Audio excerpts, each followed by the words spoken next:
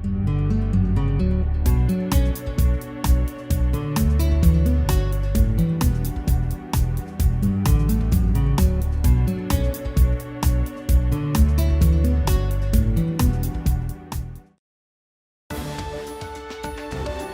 town of Berlin. Country charm at the center of Connecticut. Okay, we will call this meeting to order, special town council meeting at 6:03, Tuesday, July 12th, and we'll start with the Pledge of Allegiance. Pledge allegiance to the flag of the United States of America and to the republic for which it stands, one nation, under God, indivisible, with liberty and justice for all.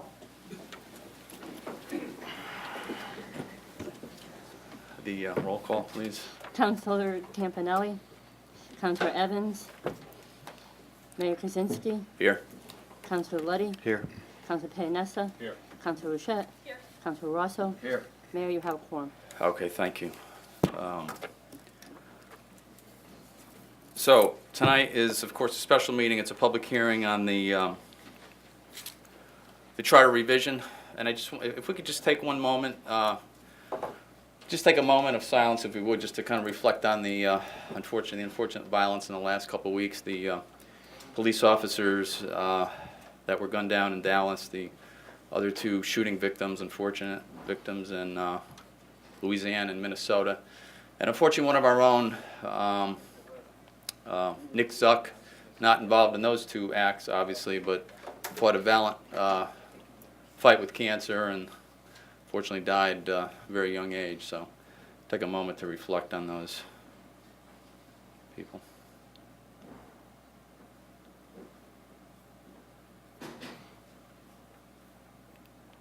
Okay, thank you. As we move forward tonight, I would ask that people, we have, a lot of people here. I'm sure a lot of people want to speak. We want to give everybody their fair share of time, but if in the interest of, fairness, we keep our comments as brief as possible, get everything, on the table that you wish to tell us, which is fine, but as brief as possible would be great. And I hope we go forward with a sense of decorum and respect for each other's opinions. I know we all have our own opinions on different things in this process. We know whatever goes forward, this is, of course, the third public hearing we've had on this. So pretty much everything has been out there. Information is available for everyone to review. Everyone has had a chance to look at it and will have a chance to speak tonight. And of course, remember, at the end of this whole process, whatever goes forward, we'll go to the voters. So the voters will have the ultimate say in what we do with our charter, and that's where it should be. So with that, what I wanted to do was just start off, just for maybe some people have not been to a public hearing yet, I'm going to have Paul Argosy just do a very, very brief rundown of the main issues that we're talking about, and then we'll get started with our public. Thanks, Paul.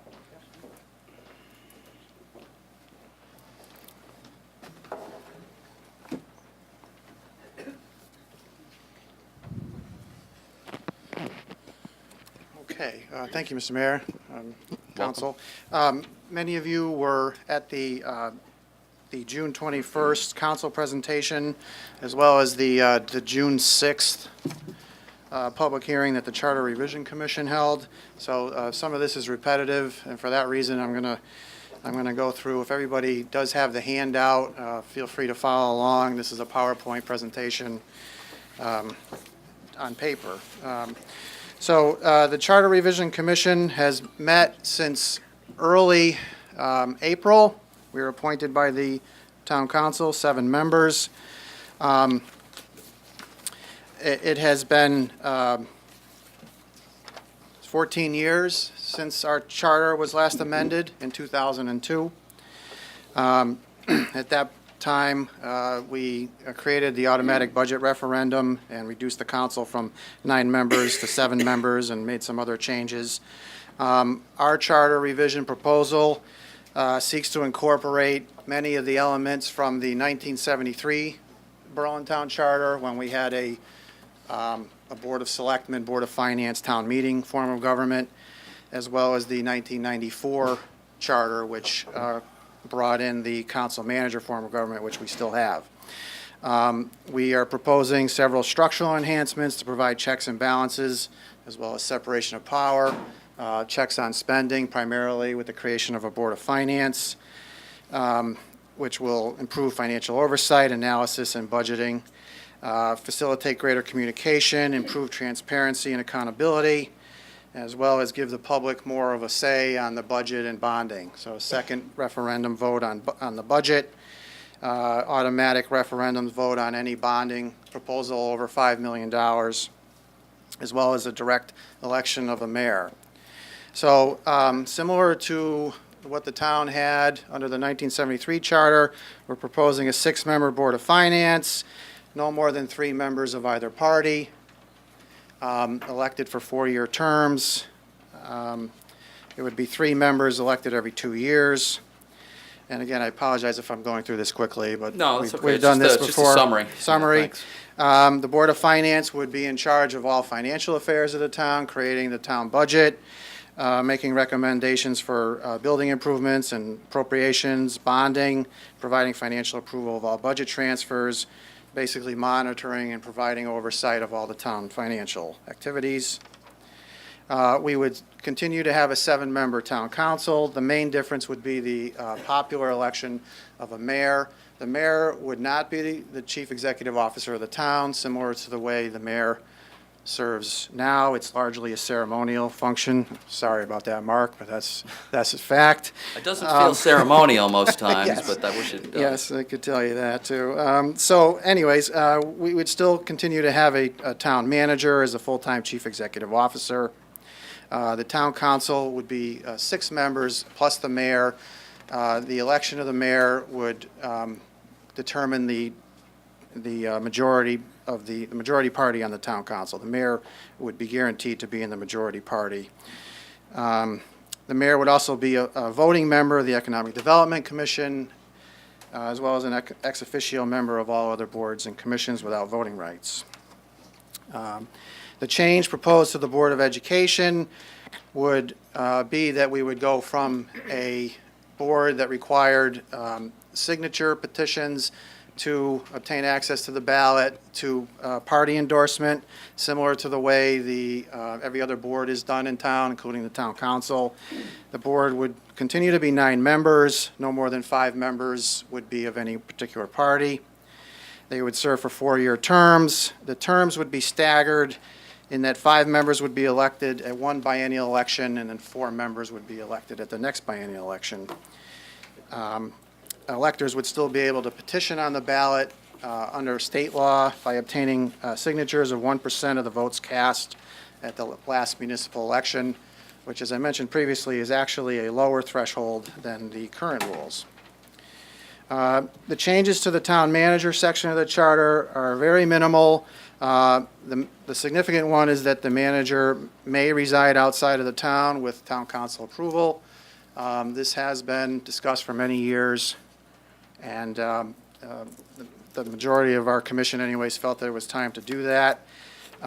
We did add minimum qualifications. We gave the town manager a little bit more authority regarding approval of contracts and sealed bids, and generally clarified and cleaned up that entire chapter.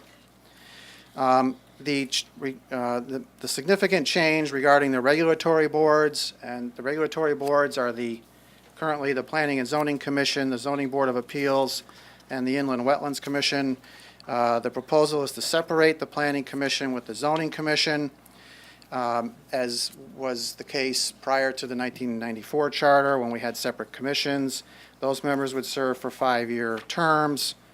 In order to be consistent, the Inland Wetlands Commission terms would also be increased from 3 to 5 years. And we are proposing term limits on just those 4 regulatory boards. Members would be able to serve 2 5-year terms plus 1 term as an alternate, or 2 terms as an alternate and 1 term as a regular member. So that's a total of 15 years. And officers would be able to serve for 3 1-year terms at a time, then they'd have to move on to either being a regular member or being another officer, after which they could come back to being in the same position. Changes to the annual town budget, obviously with the Board of Finance. The Board of Finance would develop the budget each year. The council would still have to approve the budget. If the council does not approve a budget, we're proposing a joint board, as some other towns do. A joint board would be the members of the town council and the members of the Board of Finance, which would be 13 members. And to change the budget would require a 2/3 vote. So 9 of the 13 members would have to vote to change the budget as proposed by the Board of Finance. Once the budget was approved, it would go to automatic budget referendum, as we have now. A couple of changes on that. There would be separate questions for the town general government section of the budget and the school department, Department 60, I believe, the Board of Education budget. There would also be mandatory advisory questions on both budgets. So if a voter, an elector, voted no on the budget, he would be encouraged to vote no too high or no too low to give direction to the Board of Finance and the council as to why he or she was voting that way. If either budget was defeated at referendum, the process would start again, and there would be a second referendum held 4 weeks later. That would be in about mid-May. And if the second budget is defeated at the second referendum, the process would start again, except the Board of Finance, subject to approval of the joint board, would then approve the final budget. So there would be 2 referenda. The changes to the bonding procedure would simply be, again, the Board of Finance would determine the amount to spend, but the town council, the policy decision would still be made by the council to proceed or not to proceed with any particular project. The town council must still approve the amount of the bond. If the council does not approve, similar to the budget, the joint board would be able to increase or decrease the amount of the bonding. And for the first time, we're proposing an automatic referendum on any bond exceeding $5 million. $5 million or under, the council could either send it to referendum by a vote, or a petition can be filed with 3% of the electorate, as we have now. That would send it to referendum. We've made some changes to the Public Building Commission to clarify the routing process, also to require the council to send any statement of need of over $1 million to the Public Building Commission, so there's no confusion there, as there has been in the past. Requires the council to include a small initial appropriation in order to get cost estimates. That's to save significant amounts of time now between the statement of need bouncing back and forth between the council and the Public Building Commission. Minor changes to the Code of Ethics, simply putting more constitutional protections in. Some other miscellaneous changes. The requirements for holding a town meeting would remain at $25,000 of expenditures outside of the budget, and $250,000 for cumulative appropriations. We added a third tier for $50,000 for revenue appropriation, so not an expenditure appropriation, but a revenue appropriation. We've updated the pension section, which was very outdated, to include a new retirement plans section, which was written by the finance director. At the request of the Commission on Aging, we've increased the membership from 5 to 7 members. There is a provision directing the town council to establish by ordinance 2 new commissions. One, a local agricultural council, which was mentioned by several people speaking at the previous public hearings.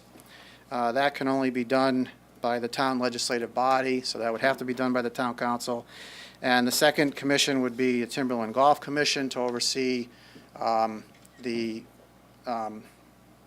management and the direction of Timberland Golf Course. That was also at the request of several people who use the golf course quite regularly. We are eliminating the requirement of an annual town report that not too many people read. and cost the town significant amount of dollars. We've updated the membership and appointment process for all the boards and commissions. We've made most of that language uniform and streamlined. We've also put some other items in to assist new board and commission members, such as providing them documents like the Plan of Conservation and Development, relevant town statute, state statutes, the town charter, and some other documents. And that is a summary of it. Okay, Okay? thank you. If you'd like, I can remain at one of the seats to answer questions if necessary. Yeah, I mean, if there's some specific question, that's Yeah. fine. I just want to, again, thank the Charter Review Commission. Their work is still not done, but, they put in a lot of hours and they compressed their time schedule and they did a lot of work, so appreciate all that hard work. See a lot of the members here tonight, so thank you for that, Paul, as well. Thank you. Okay, so we're at the public hearing, so let's get going. Now, do we have a sign-up sheet somewhere that we want to call, or we want to just raise hands? I'm not sure where it What- is now. Whatever we want.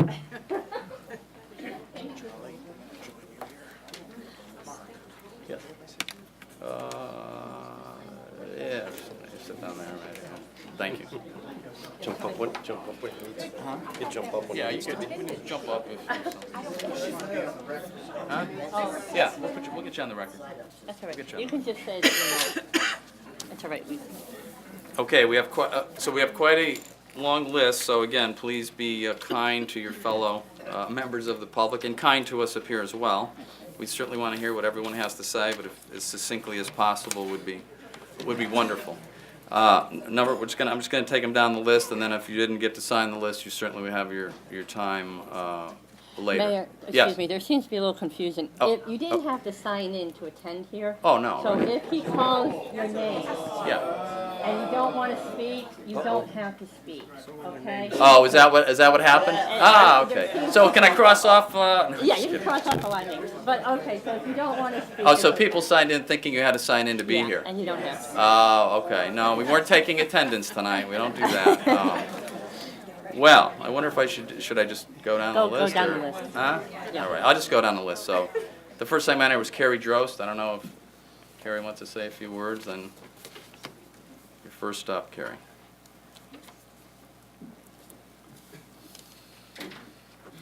Carrie Drost, 249 Southington Road. I was honored to be asked to be the secretary for the Charter Revision Commission. In that capacity, I sat in on every meeting except one of the Charter Revision Commission and could not have been more impressed with the level of knowledge and experience in that room and with the substantive discussions that went on among the members. All members felt comfortable voicing their ideas, and all ideas were debated and discussed thoroughly and productively. The results are what has been presented to you today. Not all ideas were adopted, and not all ideas presented were unanimously agreed upon by all commissioners. That's the hallmark of an intelligent, effective group of individuals who are free to reason on their own. Debate and discussion is good. Our founding fathers were known for vigorously debating each other to the point of not speaking to each other for days. As far as I know, the commission members did not yell or scream at each other, and they did not get angry enough to go days without speaking to each other, but they still were very productive. What I can tell you is that every suggestion was discussed, researched, and debated in a bipartisan, open, and public manner. There were no executive sessions, no closed-door, behind-the-scenes discussions, and no exclusionary discussions. The commissioners set goals in the first meeting of giving taxpayers more power to elicit change through better, more robust checks and balances, and more accountability from elected officials in all areas of the town. Every idea was looked at with these goals in mind. One of the biggest complaints I hear from taxpayers in town is that my voice or my vote does not matter. These charter revision changes presented today help to make the taxpayers' voices and votes matter. There may be some of these proposals that you disagree with, and that's perfectly okay. What I urge you to do today is to let the townspeople have their say and abide by their wishes. pass the Charter Revision Commission's recommendations, and put them on a ballot as separate questions. Educate our constituents on what each one means for them and let them decide based on their experiences within the town. Please let the democratic process work. Give the government back to the people, and you'll go a long way towards making good on campaign promises made in November. Thank you for your time. Thank you. Okay, I'll go down this list, and I apologize. I got to say, most of you, your name signature is rough. You got your addresses right, very clear, so I apologize if I murder your name. Please come up and state your name. I may just say your first name and the address if I can't read the... Barbara Sesnick?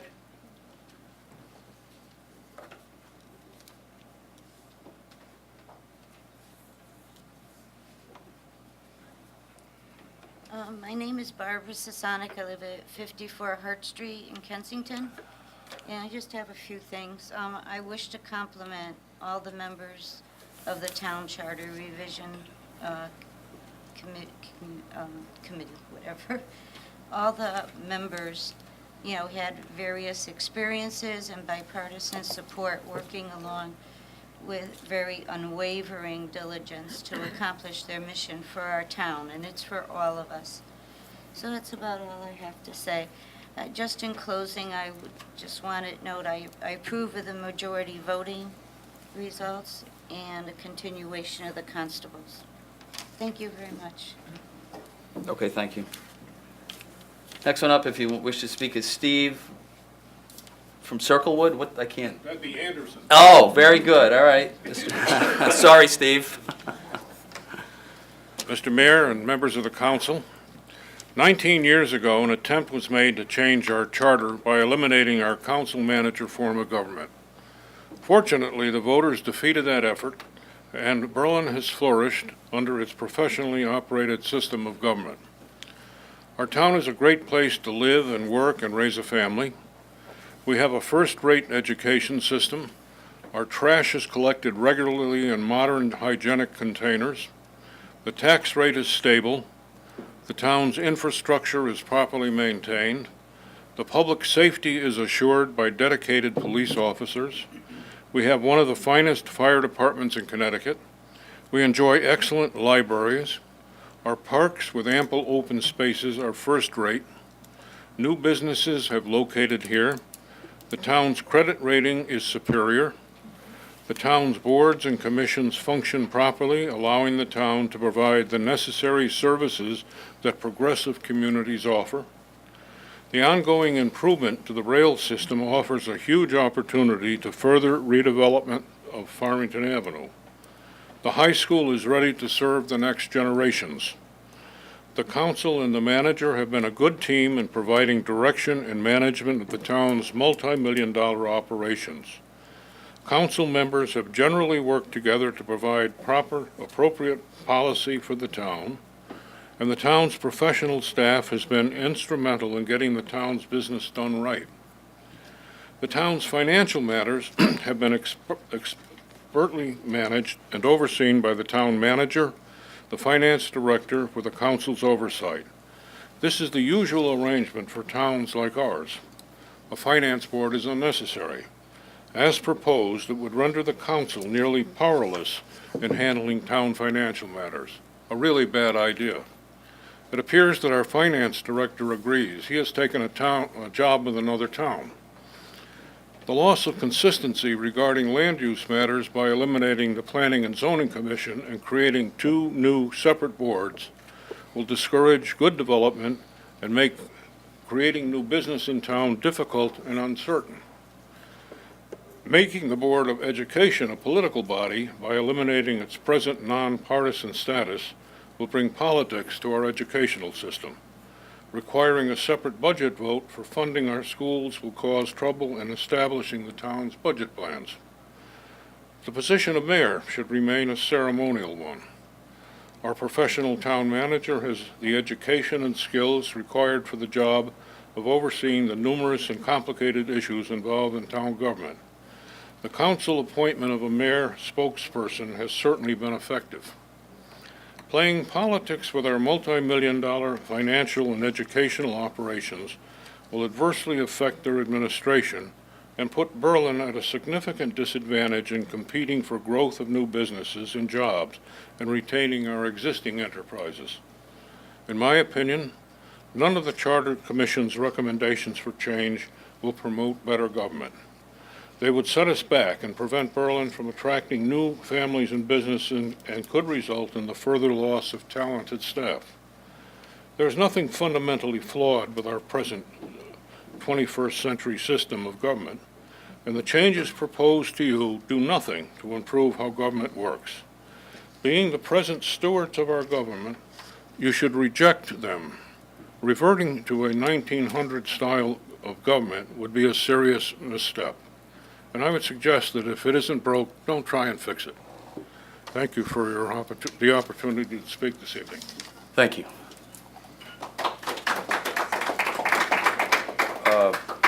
Julie Erickson. Wish to speak? Yes, there you are.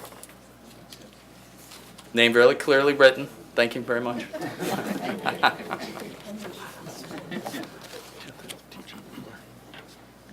Mayor, members of the council, I'd like to thank you for giving me this opportunity to speak this evening regarding the proposed changes to the town charter. I do realize that the commission members spent countless hours to review and make these recommended changes. I know it was a tremendous task to accomplish that in such a short period of time. In fact, I really do believe that it was an unreasonable time frame for the commission to adequately give justice to all of these important changes and wish there was more time. I think it's been hurried. I personally would like to address my concern about changing the Board of Education to a partisan board. As a 9-year member of the Berlin Board of Education from 2004 to 2013, I feel that, in fact, I can speak to this with knowledge and experience. I am not in favor, obviously, of the Board of Ed being partisan. Having been on the board for 9 years, I had many opportunities to talk with other board members from other school districts. In fact, we were the envy of partisan Board of Educations throughout the state. I learned from these colleagues that a partisan board has party caucuses with hidden agendas and petty politics. Politics often got in the way of making the right decision or slowing down those decisions that were also often in the best interest of the students. In fact, when I was on the board, none of us even talked about our party affiliation, nor did we really care. Also, when you're required to gather a percentage of signatures from voters in the town in order to have your name on that ballot, as opposed to getting the endorsement of a political party, there really is a strong commitment to serve.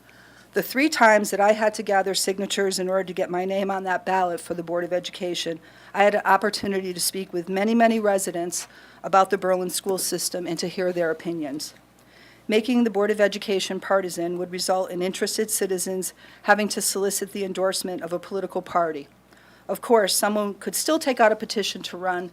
However, I believe that most people would not do this, as then they would be required to pay for their own campaigns. It's never a good idea to mix party politics with our children's educational needs. I suspect that if the commission asked former and current Board of Education members if they would prefer to have the Board of Education partisan, the majority would probably say no. If we were to change to a partisan Board of Education, we could never go back to a nonpartisan board according to state statute. Why change a nearly 60-year-old Berlin tradition of having a nonpartisan Board of Education when it's not broken? Has the Commission really done their due diligence, again, the time frame is of concern, in researching the pros and cons of a partisan versus a nonpartisan Board of Education? I question if the Commission has actually spoken to the Connecticut Association of Boards of Education or to other boards of education members from other school districts regarding this. If there are concerns about accountability of elected Board of Education members, voters should pay attention to that board member's actions during their term, and should that board member run again in the next election, you just don't vote for them, as we currently do with our any elected official that runs again. One of the commission members spoke out during my testimony at the commission's public hearing, I think it was in the beginning of June, that the Board of Education's budget is not transparent, and that he, on behalf of a town council member, was unable to have his questions answered about the Board of Education budget, and instead was given a very large budget document. I know that during my tenure, the school administration and the Board of Education was always open to questions about the Board of Education budget, which understandably is very complicated. When I was on the Board of Ed from 2004 to 2013, I happened to only miss 3 Board of Education meetings. In fact, as I was thinking about all the commission members, I believe only one of them had shown up to one of our Board of Ed meetings in all 9 years that I had been there. So again, the time frame, people need to get information regarding the pros and cons of a Board of Ed being partisan or nonpartisan. During the months of January and February, I would expect that if people wanted transparency with budget, that they would show up to the Board of Ed meetings. In light of this, I will be voting no for the charter, and I appreciate the time that you've given me this evening to speak. Thank you.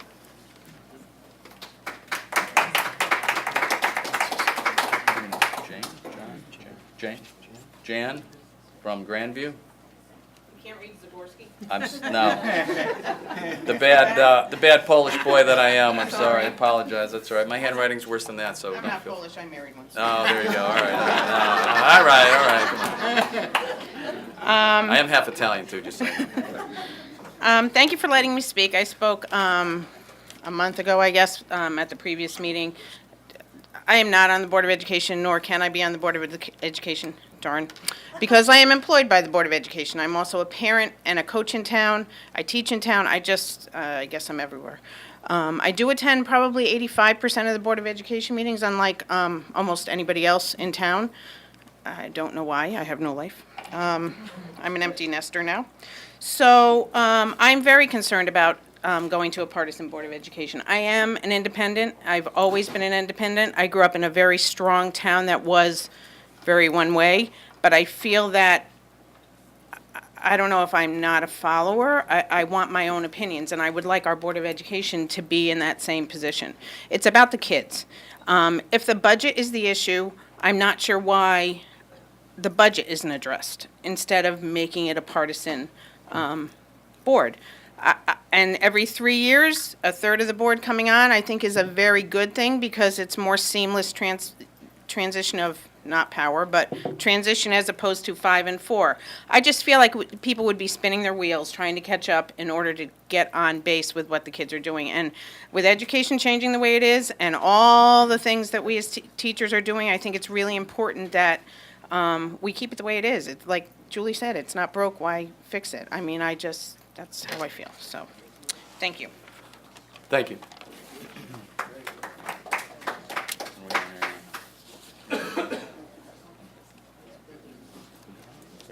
Is it Karen Pagano? Is that right? Oh, okay. Just put me down for ruining every single name up here. That's a. Good evening, I'm Can Karen. everybody give their name and address in I was case just gonna need do that. Figure out how to spell your last name. Okay. It's Karen Pagliaro and 221 Still Meadow Lane. So I was at the last council meeting when the PowerPoint was given to us, and I came with an expectation of learning about it. And I have to say I came away dismayed. One of the things that had been stressed was that there would be transparency and accountability.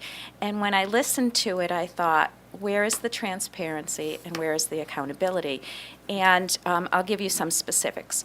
One is the Board of Finance. I've been in Berlin for a long time, and I lived through the Board of Finance when we had that system.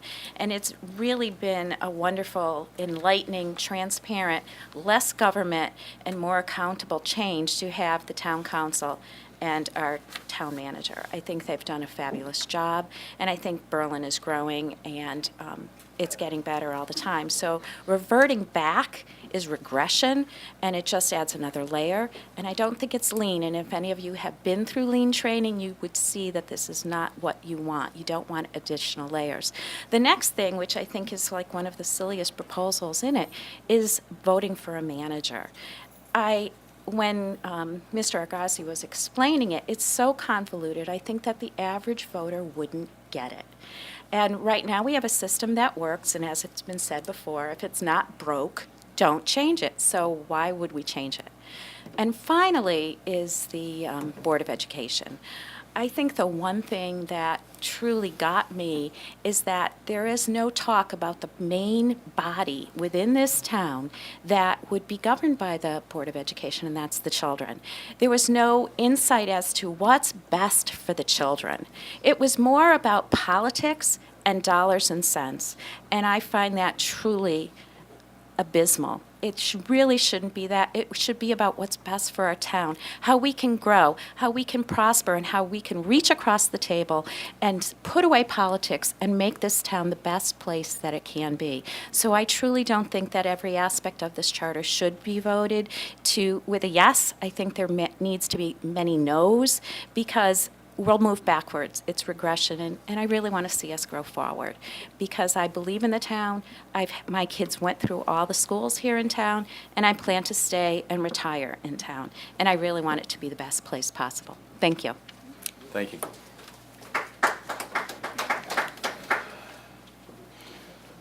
Okay, I've learned my lesson finally. It only took me a few names. Chuck from Cross Creek Drive. Chuck? Attendance, okay. We'll move on. John from Juniper Lane. Attendance only, okay. Richard Pentor, I have that one down. Thank you, Mr. Mayor. Richard Pentor, 14 Chatham Road. I'm here to speak specifically on the separation of the Planning and Zoning Commission, which I don't agree with whatsoever. I've represented many clients. Mark, as you know, you've been a member of that board, the Planning and Zoning Commission, many developers. Right now, we have essentially 3 commissions that deal with land use. We have the Planning and Zoning Commission, we have the ZBA, and we have the Inland Wetlands Commission. Each one has their own statutory timeframes. Some applications, and probably the larger, the more complicated applications, may have to go to all 3 commissions as it is. We'd be adding another layer of commissions that would have to be attended, and it would slow down the process. Right now, these commissions meet once or twice a month. If we slow down that process anymore, it's easy to have another 2-3 month delay if you don't have a quorum, or if some report is missing and it gets kicked over to the next meeting. I just don't know what the purpose of separating these commissions is. We combined them quite a while ago, and I think the whole purpose of we should be trying to expedite the land use approval process, not slow it down. And I'm afraid that if we separate these commissions, we're going to be slowing it down. You know, we live in a digitalized society today, and people are used to getting answers to their questions fairly quickly. Well, the land use application process really doesn't lend itself to getting a quick decision. But separating these 2 commissions is going to send the wrong message to potential developers and business people. It'll cause delays in the approval process, and mostly it's going to affect larger projects that may require some zoning regulation change and a site plan special permit. The zoning regulation change would have to go to the zoning commission. The site plan special permit would have to go to the planning commission.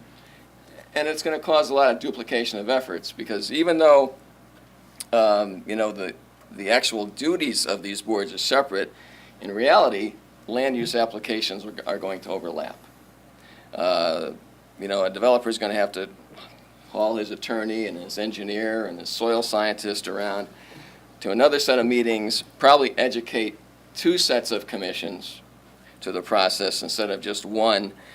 And then what if there is some disagreement or misunderstanding between the 2 commissions? It's going to further slow the process down. In short, I just don't think that this is a positive step for the town. I think it's more of it sends the wrong message out to developers, potential developers, and I think it's going to discourage them. As it is now, the land use application process is not a speedy process. I'd like to say that we can try and encourage it to be speeded up, but that has to do more with the machinations of the existing boards. But splitting these commissions is definitely going to slow it down, and I think it's going to send the wrong message, and I think it's a step in the wrong direction. Thank you. Okay, thank you. So, is it hot in here? Is it getting hot in here, or is it just me? No, not yet. Okay.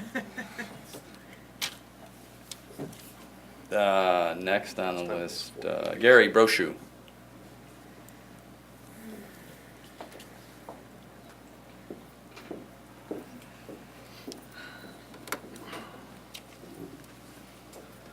Good evening, Gary Brochu, 98 Thompson Road. I have to confess, I'm at a loss. In looking at these charter changes and looking at the charter process, I keep asking myself, what problem are we solving? What issue are we attempting to fix? What defect in our town government are we looking to solve?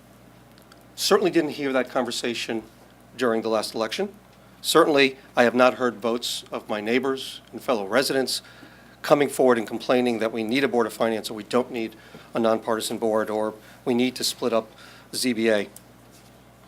So I have to look then perhaps what is being proposed will give me clues to what problem we're trying to solve. And it appears as though the Charter Revision Commission and what they've arrived at has looked at our national politics, looked at what's worse at us as a society, and decided what Berlin needs is more partisan politics and more gridlock. Let's bring that to Berlin, and that will fix what ails us.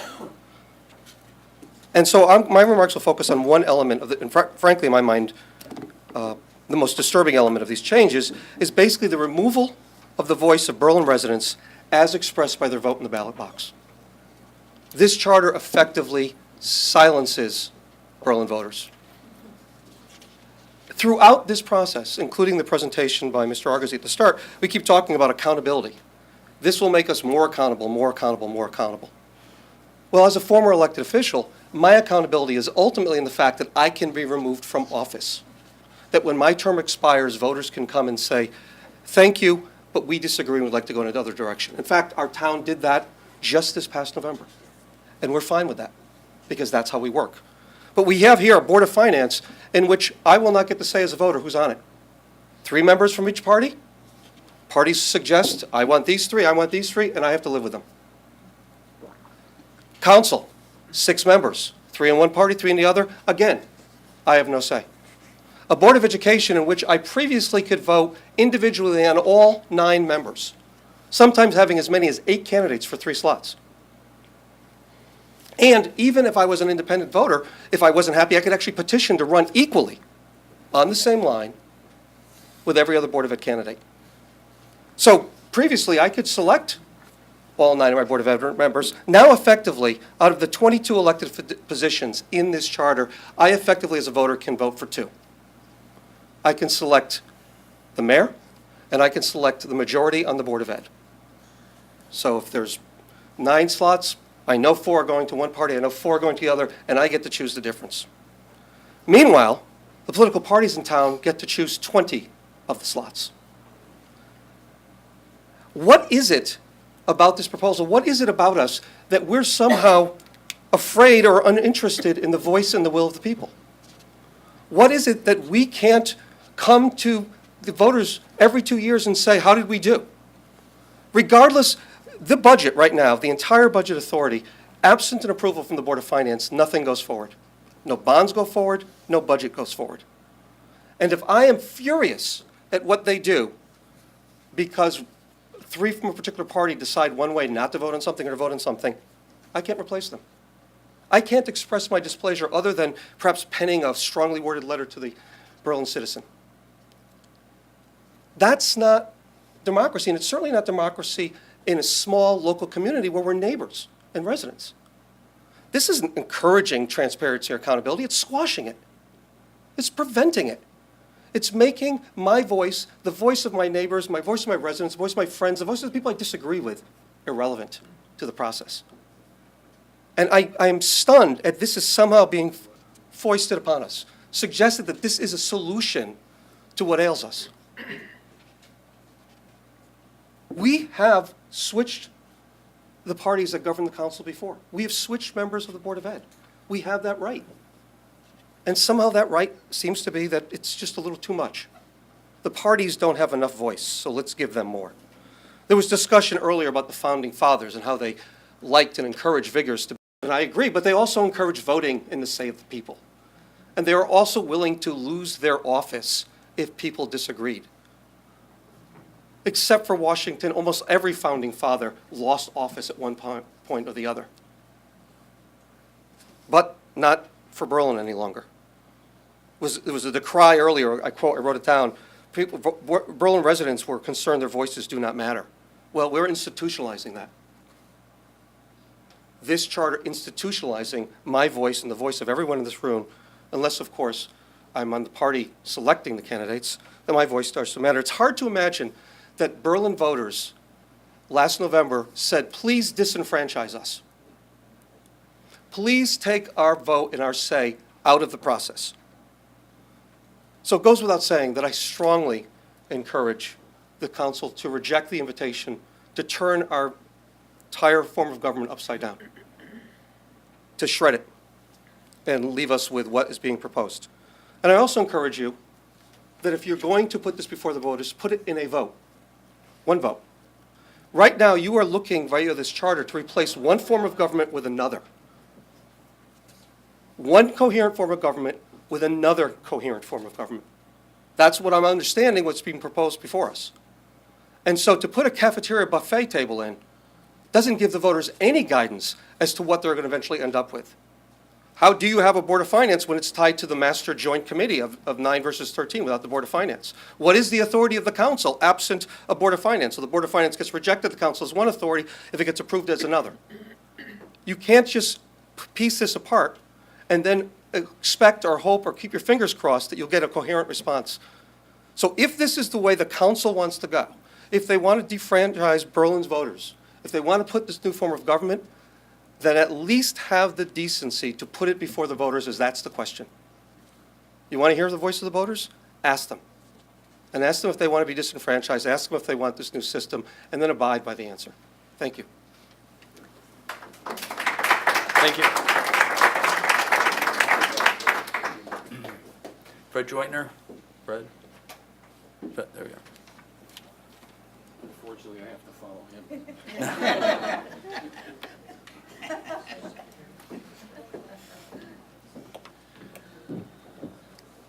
Good evening, Mr. Mayor and members of the council. Fred Jortner, 76 Schultz Road. You should have sold tickets. The town could use the money to this. Anyway, at the risk of dating myself, from 1990 till 1994, I was a member of the Board of Finance. I was one of the handpicked members, the 3 handpicked members of the Democratic Town Committee, seated with 3 handpicked members of the Republican Town Committee. A lot of this is going over what my previous speaker had said, but the 6 members of the board were elected upon getting 1 vote. Although most members of the board were pleasant, well-meaning individuals, the board itself was dysfunctional in that the 3 members of one party or another could kill any proposal by withholding the funding. With no way to break the tie, 3 members of a hand-picked board often held the community hostage, with the voters having no recourse. That's the main reason the board was eliminated over 20 years ago in the sweeping charter change that gave us our current municipal council form of government. And also, as was mentioned, that was the reason 2 years after that move to try and revert back was overwhelmingly defeated by the voters. Now our Charter Revision Commission wants to bring back the Board of Finance with basically the same format and turn back the clock over 20 years. The way it's proposed, you would have, and make no mistake, Fred Jortner and Ann Riley, for all intents and purposes, dictating who sits on the entity that basically controls the purse strings while shutting out the voters. Now, as a town chairman, I love power, but that is totally inappropriate. You folks will decide whether or not to move this proposed charter change forward. I consider all of you to be astute, reasonable, well-thinking people. I need you to consider this proposed Board of Finance and ask yourselves a question. In your heart of hearts, do you think this is open government and gives voters a bigger say? Please proceed with caution on this topic. And if I may, on another topic, speaking as a lame duck registrar of voters, this business of having 2 referendums.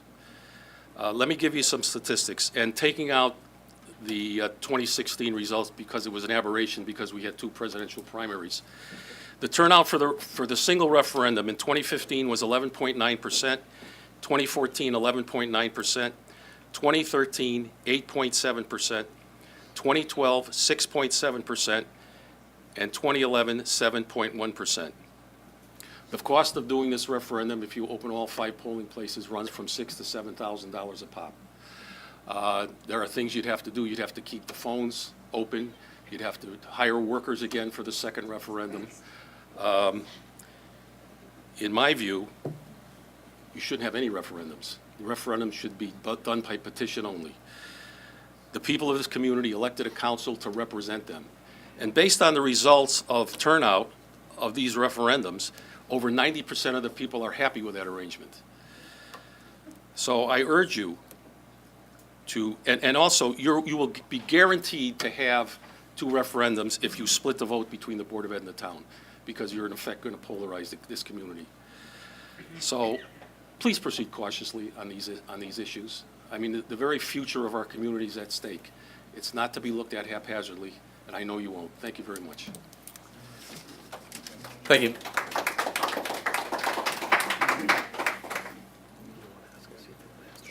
Sure, someone wants to.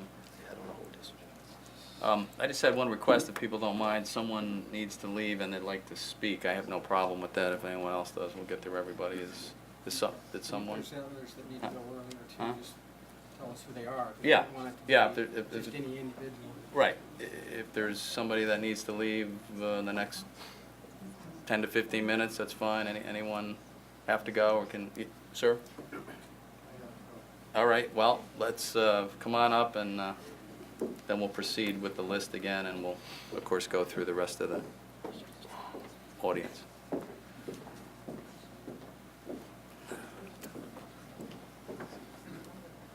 Robert Argosy, 100 Spicewood Lane. What is Gary Brochier talking about? We're not going to have votes anymore? Because we're going to have a Board of Finance?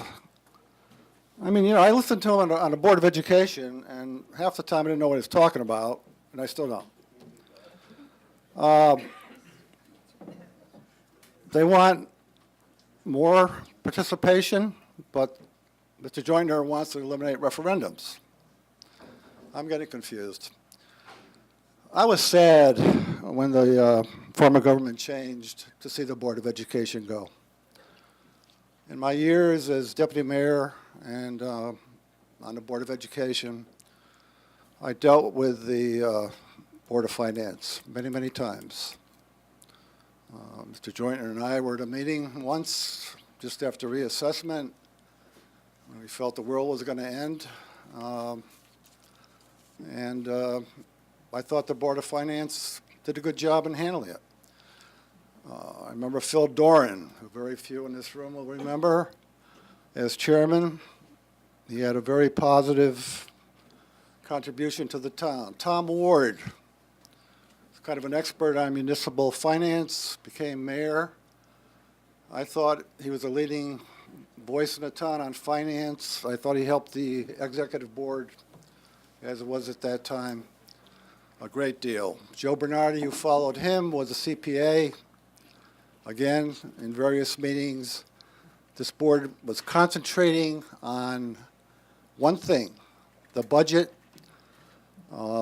Fred Joyner was the chairman. I don't agree that it was a standstill because the meeting I attended, we all tried to work it out.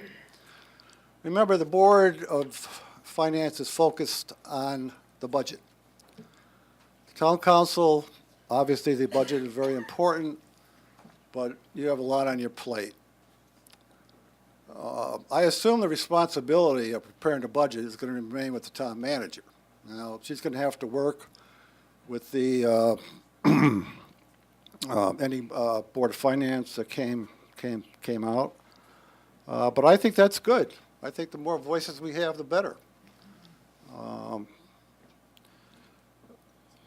know, I can understand that boards and commissions may be opposed to this. It's one step further in gaining budget approval. But I've been in this town an awful long time. I've served in many, many positions, state representative, deputy mayor. Board of Education chairman, fire district chairman for 30 years. You know, I love this town. I have kids in this town. These changes are progressive in many ways. I don't expect you to agree with them all, but you have to look at things as the commission looked at them. How can we improve? How can we improve this town, which I love, which I've lived in a long time? How can we improve it? And that's what they're trying to do. And it's not political, as has been suggested. I think it's anything but. This commission has operated in a very honorary manner. I compliment the Democratic members who are on that commission for their input, for their exchange of ideas, for their free and open expression. Anyway, that's my opinion, and I thank you for the opportunity to say it. Thank you. Thank you.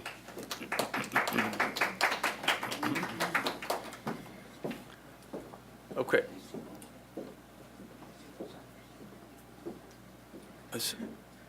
Okay. That's just a walkthrough. That's all right. No, that's all right. No lines. No lines. Okay. Is there anyone else that needs to leave early? They can jump the list or jump. All right. I think we're good. So we'll continue with the list. William Zupp. I got that one right, huh? Does William Zupp wish to speak, or is it just a sign in? Huh? Sign in? Just a sign in. No? Oh, okay. Okay. Well, all right. That answers that. Rob from Somerset? Huh? Oh, yes, sir. I was just going to speak about Okay. Timberland Golf. Yeah, come on up. You have to. I'm sorry. We got to keep the record straight.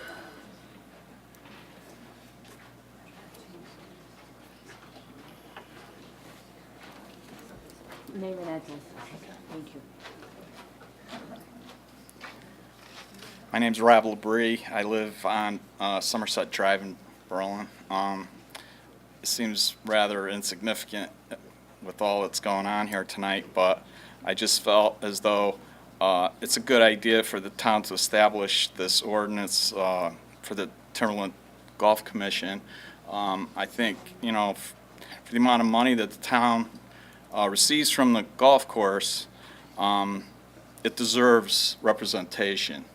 And I also feel that the course is probably a bit neglected. And really, that's all I wanted to say. Thank you. Thanks. Okay.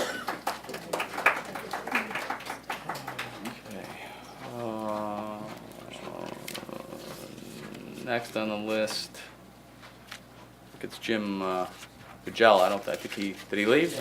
He left. Okay, I don't see him there. Okay. Next is, if you want to speak, is Glenn Burr. Just present. All right, present. All right, that's good. I like that. Okay, good. All right. Peter DeFazio next on the list. You all right? We're here. We're glad you're here.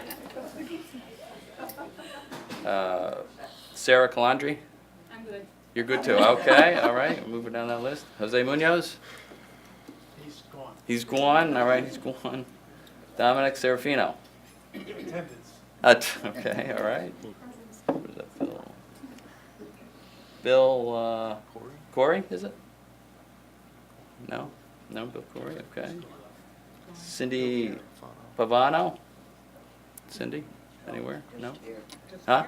Oh, just here. Okay, just here. Thank you. Dave Kazuski? Is that maybe just a sign in? Okay. He's here. Yeah. But are you speaking, Dave? Okay, Dave, I'm sorry. Got a lot of nerve getting up here at tax time. No, I'm just kidding. Busy time. I got it. Good evening, council. Good evening, residents of Berlin. I want to be very brief because I'm not talking about the Board of Ed or Board of Finance, but I just wanted to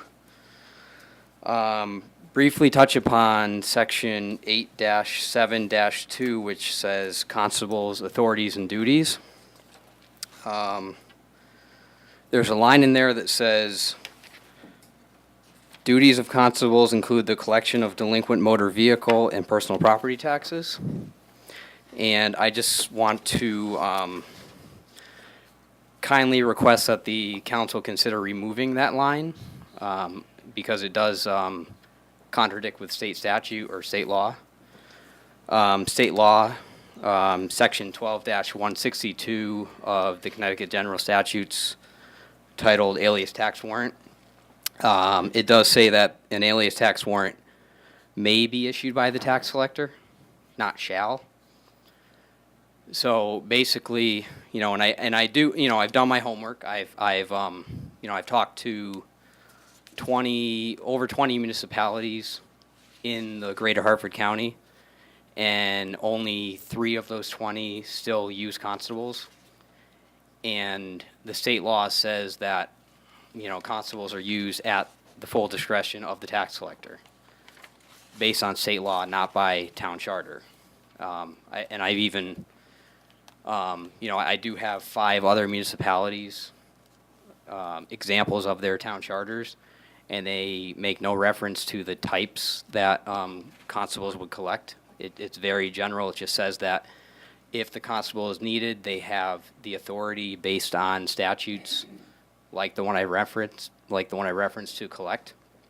I did email the counselors constables from Milford, Newtown, Coventry, Weathersfield, Wallingford, and the structure of that town charter is our current town charter before the revision, which is that it's very basic in nature. It mentions the amount of members that are appointed, and then it has a very simple statement that just says that if they're used, they have the powers allowed to them by the statutes. But based on the statutes, their powers are determined by the tax collector. Thank you. Okay, thank you. Oh, hang on. We're getting there. Gail Bates, or you're here. You're just the president. I like that. All right. So John O'Brien is next on the list.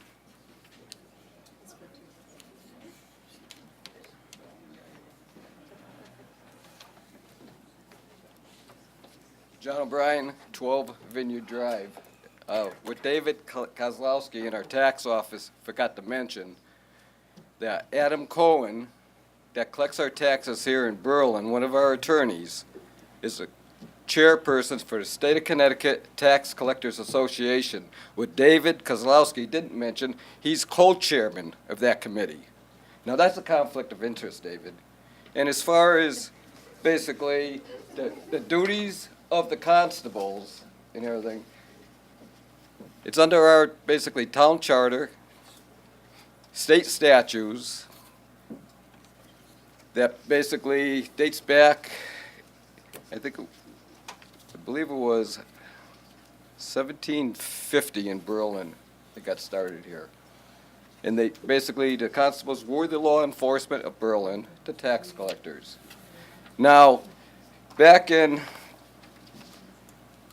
2012, in one of our meetings, our town meetings, in the minutes, constables were brought up. And Denise McNair, our town manager, basically in the minutes had stated that she was bringing in attorney Rossi from Rhode Island to collect taxes here, but it wouldn't have no effect on our constables. Now, in this past February 2012, Denise McNair went to our town charter revision meeting, stating that we have no more use for constables. They have no effect. Dave Kozlowski also says our constables have no effect collecting delinquent taxes. Well, David's the co-chairman on that committee. Denise brought in Rossi from Rhode Island. She was instrumental in the picking of that, and I have that in writing in the minutes. David Kozlowski and Denise wants to eliminate the constables that pay taxes here in this town. They probably sit next to you in church, probably bowl with you, probably at your grandchildren's football games, talk to you, and everything. They're tax-paying citizens, and they're being sold out by their friends, their attorneys, and it's not fair. The truth is, and everything, Dave Kozlowski and our town manager, right here, this past February 25th, gave myself and the mayor a copy. I tore it apart. Dave's saying that Cheshire has no constables. Well, Cheshire has 4 constables, David. You stand corrected. But also, Donlin in the tax office there is co-chairman on that board of the state of Connecticut. Coincidence, isn't it? So they don't use their constables. By saying that we don't use our constables here in Berlin and everything, by not using them, they can say, yeah, they're not effective because we use our attorneys. You know, by not training them, they're not effective. We'll use our attorneys. This town, actually for the last 10 to 12 years, if you look at our taxes in this town, they've gone up. 10 out of the 12 years. Look what we've gotten for our taxes. Our roads are a mess. Our high school, they say, is on time, under budget. Wait until November. You'll find the truth. Our pools, temporarily patched, cracked. Our turf, football field, has to be replaced. What happened in 10 years of our tax money? Our golf course needs repairs. Point of order, So, Mr. Chairman. so now, if you stop and look, Hang on, if you hang on. stop This has and nothing look. to do, All right, yeah. this has nothing to do with the charter. No, but David brought it up about the charter, tried to change a revision. Talking now. No, please sit down. This has nothing Art, to do with, Hey, it's Art. a point of order. yes, I got It has it. nothing to do with the charter, and I would appreciate it if you Stick to the to charter issues. Okay, we'll get back to the charter, Artie. The charter, commissions, charter, and the revisions. What David didn't tell you, they're trying to change the town charters. He didn't tell you that part either. Look it up. Go on the computer. It's all there. Thank you. All right, thank you. No, but let's, yeah, let's finish the list first, Dave, and then we'll. Really? we'll, Really? Wow, okay. We only have 2 more people on the list. She's gone, another one's gone. So, Mr. Dacey, you have to be last on the list. Last one, save myself for last. Yes, there may be other people, we understand that after. That, if you didn't sign up, don't worry, get your chance. Robert Dacey, 34 Magnolia Lane, East Berlin. Mr. Mayor, I know you were at the hearing, and I think most of the council members were there at the Charter Commission hearing. But I'm going to repeat what I said then. And I'm not going to go over my history in the town, but I did spend 7 years on the board of finance, and I did spend, and I agree with Bob that Tommy Ward was one of the great lead chairman of that commission. And I did spend 6 years on the council, and then spent other years on other things. But all that aside, let's look again what the Board of Finance does. Under the old form of government, the Board of Finance was the interface between the legislative body, which was the town meeting. The people that attended the town meeting was the legislative body. The executive body was the mayor and the 2 deputy mayors. The Board of Finance was the interface between those in terms of financing. You can just imagine trying to spend at that time probably a $25, $35 million budget to 400 or 500 people and say, here, work this out. So that was the intent of the Board of Finance, to smooth over the thing. Now, when we changed the form of government, and by the way, just to let you know, I was not in favor of the change of the form of government back in '95. I liked the old form of government. But the people said, let's change it. And then other people came along, other folks came along and said, no, let's change it back. And then the people spoke again, and they doubled down on it. They just really a 2-to-1 vote, if I remember right. I'm not sure about the vote. But anyway, they said, this form of government we now have, which is the council form of government. Now, the council is the legislative body, period. Period. you're also recharged. And look up the definition of what the word legislature means. It means you're in charge. You make the laws. You set the revenue. You set the expenses for the town. That's what the legislative does. The legislative body does. By putting a board of finance between you, that emasculates the power of the legislative body. And gentlemen, you will all wind up basically as eunuchs because you have no... God. I should add the word politically. Thank you. Because you basically have no authority. And you talk about bringing the 9 vote. Think about that. Any one of the parties can simply knock that to pieces by just caucusing and saying, "All right, here's the way we're going to vote." That's the way it will happen. It is too bad. It really is too bad. You had an opportunity, really like none before you, to put together a charter that would change a lot of the problems that are in the charter. I'm not going to go into those now, but I know Denise had presented some of those.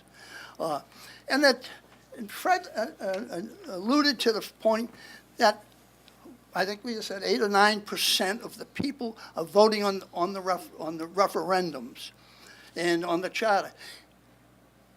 This is what, less than 1% of the 13,000 people that, right. Now, here's what you're going to do now. You're going to say the Democratic Party, which represents about 38% of the people, and the Republican Party, which represents less than 24% of the people in terms of people enrolled in those parties, and the independents or unaffiliated, which represents almost 40% of the registered voters. That less than 24%, and that approximately 38%, are going to say, here is our 3 for the Board of Finance, and here's our 3 for the council. So if I'm one of them, my wife says, "I'll vote for you, and I'll vote for every one of the Democrats." They're automatically elected. Period. Period. That's it. There was never a vote. We were on the ballot back under the old Board of Finance. We were on the ballot. It meant nothing. One vote elected everybody. Simple as that. If we go back to that, and you have this 9-member board, that combination, how easy it is to knock down. Now, I want to jump ahead. On automatic referendums and everything. Now, I know people were upset with the high school. But what were the people to do? Now, and the reason I'm getting to this, Mr. Mayor, it's still in the thing based on the charter, is that they got upset and they said, "Throw the rascals out." We were the rascals, the Democrats. So they threw us out. Rightfully so. That's the way the process works. But let me go back over the last 56 years. Only 7 times in 56 years have Republicans ever been elected on the town-wide government. 7 times in 56 years. Now what you're saying, we want equal footing, even though we represent less than 24% of the voters in the town. We want equal footing. But what we want to eliminate is the unaffiliated. And now we got a situation with the Board of Education, and let's call them NUMAs, because this is what's going to happen. No unaffiliated need apply for a public office. No unaffiliated need apply for public office, and that's what's going to happen. You are going to wipe out basically 40% of the population is not going to have a chance to participate unless, Mr. Mayor, unless they go to you and the Democrats, I'm talking about Republicans and Democrats, unless they go to those Republicans and Democrats, please let me run for council or the Board of Finance. sufficient amount of talent. The answer is you're not going to accept them unless they meet your criteria. In many cases, I remember Ms. Ross saying, only need apply for public office when she was chair of the thing if you are a conservative. So if you are a moderate Republican, you need not apply. Mr. Mayor, this form of government that the change you're proposing is a throwback. I would hope you, as possibly the only one that's somewhat moderate on this council, in terms of Republicans, would stand up and say, this is the time to straighten your back and look the people in the eye and say, this proposed charter is garbage, and it should not be adopted. Thank you, Mr. Mayor, Mr. Member of the Council. All right, thank you. All right, we have come to the end of our list, so I will, I'll start on this side of the room and we'll take hands and then we'll get to everybody. Yes, ma'am.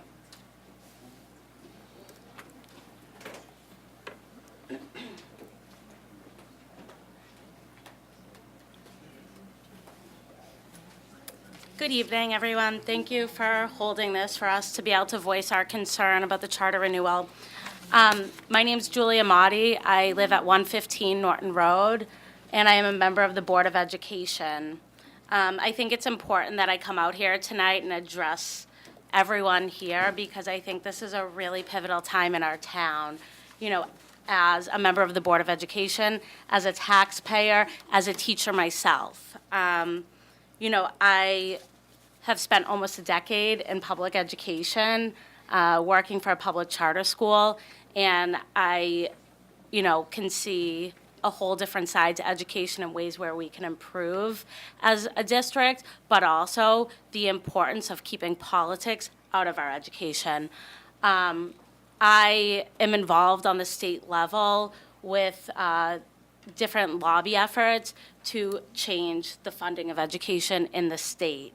And so I see the impact politics does and doesn't have on our kids in Connecticut, which gets me into being a nonpartisan board. So as a member of a nonpartisan Board of Education, I am not with a political party. I am unaffiliated. I do have my political views, and maybe eventually I will change my affiliation. But right now, I want to remain unaffiliated. I want to serve our town, our children, our families, and our community and taxpayers. And I think it's important for me to be unaffiliated because I get involved based on the need of our town. I go to school events. I go to at least a few a week. I try to talk with the teachers and say, what a great job you're doing. Go up to the choral director, go up to students.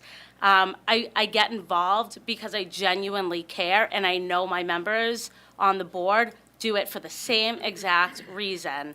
There are Democrats, Republicans, and unaffiliated people on our board, but that doesn't actually stop us from getting our work done, and it doesn't stop us from being involved in our town. Because we're a nonpartisan Board of Education, I'm able to connect with our board members and learn from them and learn about them. I can say that from November to now, I have had the opportunity to get to know all the different board members, and we don't talk about politics. People know I'm unaffiliated because I sit here and say I'm unaffiliated. I don't know what other affiliations people have. But I know some come representing their party and others don't, and that's okay. But no one's coming to our meetings with a political agenda that's going to put barriers in the way for our kids to be successful.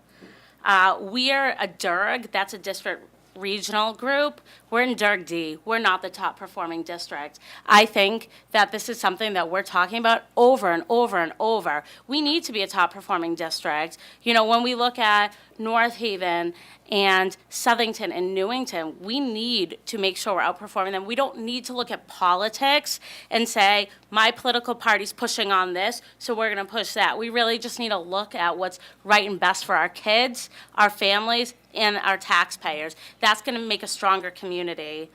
I'm able to learn from everyone, not just from certain specific party lines. There's a lot for me to learn, and I know I've already talked about the learning curve, but I'm able to learn from them. They're able to push me. I'm able to push them back. We have that healthy respect where we can go back and forth with one another, where no one's slamming their hands, no one's, showing on their face signs of aggravation or disrespect.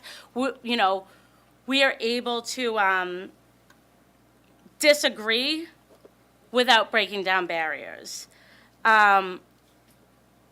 A week and a half ago, I spent my week at Connecticut Girls State. I don't know if you've heard of that program. There's Girls State and Boys State. I volunteer there every year. And I was so happy to see the girls from Berlin representing our town. But we heard from a number of politicians that week. We had, our senator to our lieutenant governor to J.R. Romano, the Republican chair. Every single politician that came out was saying there is a problem with our two-party system in our state, in our towns, in our country. It's failing us. You all see this election, the presidential election. It's getting a little crazy. Our two-party system is failing us. It should not be failing our children of Berlin. So last night, we had a very long Board of Ed meeting. We were in executive session going over just our reflection of us as a board. And I can tell you that there's a book by Jim Collins, From Good to Great. I don't know if you've heard of it. It's a management book, a leadership book. And it talks about getting people just from good to great. And it talks about ways of getting the right people on the right bus, and you can take that bus anywhere. And I kept thinking last night, as we were all sharing and we were pushing one another on how we can be a better board, we're truly going from good to great. How we can make our schools stronger, how we want to perform better, how we want to push back more. Certain things that are just going to make us excellent. And I think it's important because I think that's a common vision of people on the board. I think we all, without getting into the details of last night, but just big picture, we all strive for that. We're not coming with a party affiliation saying, my party wants this. We're coming just saying, what can we do to provide our children with a better education? And that's what it's about. I think you just need people who want to be there to truly improve our community, not to represent a party. And, in some research, because I've been reading a lot about the two-party system failing our country, it has a trickle-down effect to our town. I read this article, The Problem of Education Governance in the 21st Century America. It's on educationnext.org. There's a sentence there, and I'll quote, historically, this way intended to buffer American education from controversial politics or buffer education from conventional politics. And, I think what that says to me is boards of education are buffers to town council and so on and so forth. And I don't think that that's what our education needs to be. I think the parties need to make sure that they're getting candidates to run and say, we think you're a great candidate, we want you to run, and we know you have what's in the best interest of our party. Rather than doing, I'm going to have all these people from my party and all these people from my party to fill the spots, to just get people on, to back my party. I don't think it's necessary. And then the last thing is, the 3-3-3 election cycle. I think that's what works best for a few reasons. Because you have your most experience, your middle level, and then your inexperienced. I'm still inexperienced. Our state financially is about to go through major renovation with school funding. I'm not sure if anyone is aware of that. Last week, I met with one of the directors of the Connecticut School Finance Project, and we sat for 2 hours and went over it. I'm involved with that organization, and I'm really taking a lot of time to learn about the state problems with funding education. And it's about to have a major overhaul. And I don't think having 5 people come on one year and then 4 people the next year is going to be what's best for these changes that are to come. I think for the changes that are to come, it's going to be 3 people, and then you have 6 more to show them the way. And then 3 people and 6 more to show them the way, and so on and so forth. Our system's not broken, I don't think. So I don't think we need to fix it. If it's not broken, don't fix it. I think it's just going to cause more problems. I think it makes the most sense. A year ago, I wouldn't have had a strong opinion, but I've spent the past year really educating myself, really investing my time in myself and our community. And again, the last time I was here, I don't want to beat a dead horse and say the same thing I said last time, but the qualification, like the learning curve is huge. And my qualifications, with my qualifications, the learning curve is still huge. And I'm going to list my qualifications just to remind everyone that I'm still learning so much with this background. I have the 085 certification, that's to do the finances for an entire district. You get paid 6 figures. I have 3 teacher certifications. I'm going to be teaching high school business next year. I am halfway through my PhD with 7 classes done in school administration and leadership. I have an MBA. I have been a teacher for almost a decade at this point. I attend many professional development sessions. I reach out to people.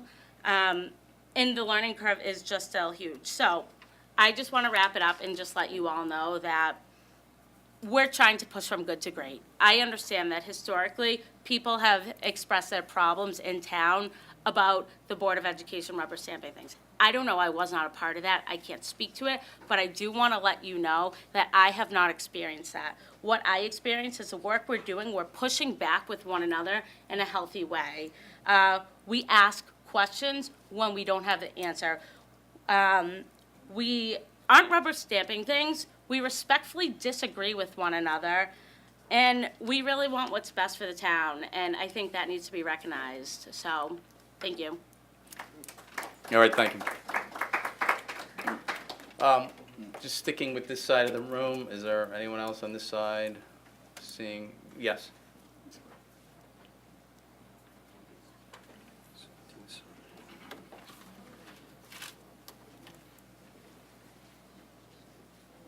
Good evening.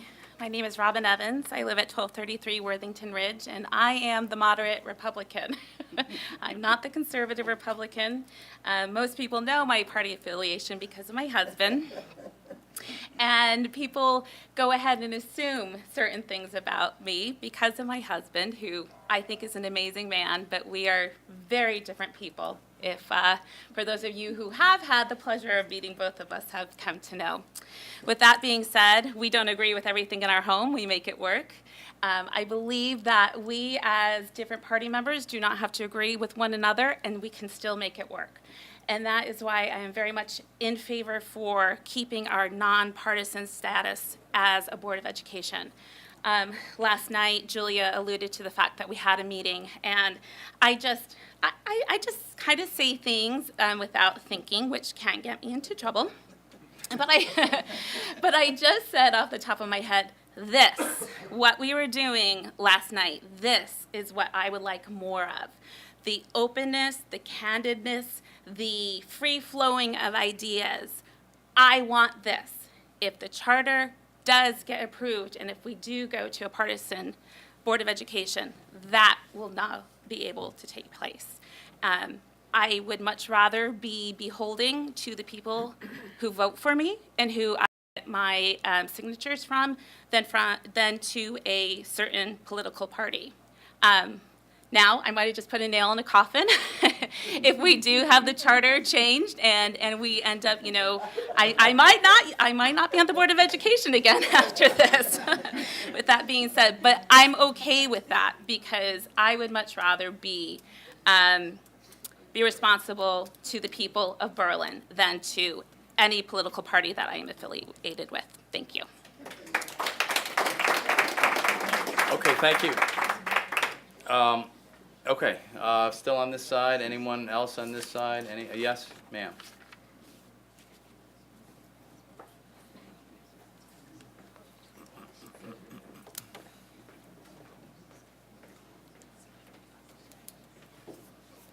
Hi, I'm Pamela Dennis. I live at 201 Main Street, Kensington. I've been a teacher starting my 42nd year at Berlin High School, as well as actually student taught the year before. So I've been in Berlin for 41 years when we moved to town. I just want to express my concerns about the partisan board. I think the way that we've worked with it, the nonpartisan, is a good thing where people are able to share ideas. I always say, and my principal will say, agree to this, it's all about the kids. The bottom line is we're here to educate the kids and to take them to the next level, to help them to be productive citizens. So my concern is when you start to look and label groups, people tend to act like the groups of whatever is the trend or whatever the concerns are. So keeping it nonpartisan, I think, works best for our children. This way we get to have people with their ideas to share and then come across a common ground that takes the Board of Education, the concerns to the students, to the best effort for those children. So that's what my concern is as an educator. I've seen all kinds of representation through the 42 years. And I think obviously we have to get there to the future to better help our students become productive citizens in the competition of the world that they're going to be entering. Thank you. Okay, thank you. Still on this side, anyone else? Going once, going twice, going 3 times? Let's move to this side. Who do we have? Yes, sir. And then we'll do, lady in the back, we'll do. Yeah, he's gonna do it first. Yeah, no, you're next. Yeah, she's on deck. It's okay. She's on deck.